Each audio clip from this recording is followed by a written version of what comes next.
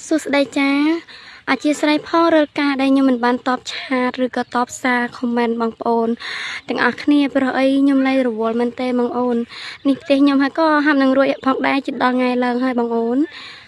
ចាក់សាបក្រមរួចហើយខាត់ឲ្យលលងហើយសាបក្រមពេលនេះផងដែរប្តីខ្ញុំកំពុងតែកបន្ទប់ទឹកកក្រមផ្ទះឲ្យចំណែកទូផ្ទះបាត់ក្រមគឺ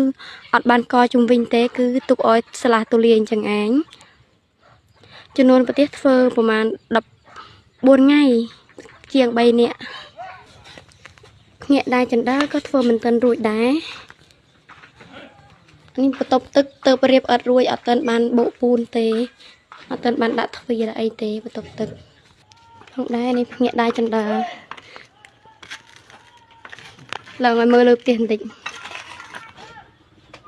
អានេះខ្ញុំដាក់ទ្វារផ្លោះធំទ្វារសុវត្ថិភាព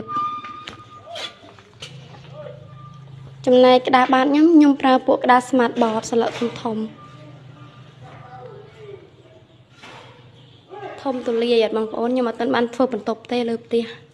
ហើយក៏មិនទាន់បាញ់ពីដើមលើផ្ទះដែរនេះខ្ញុំប្រើពួកក្តារ smart board ធំហើយក៏ក្តារបាតក៏ខ្ញុំប្រើពួកកណ្ដាលកស៊ូក្រាលពីលើបាតផ្ទះ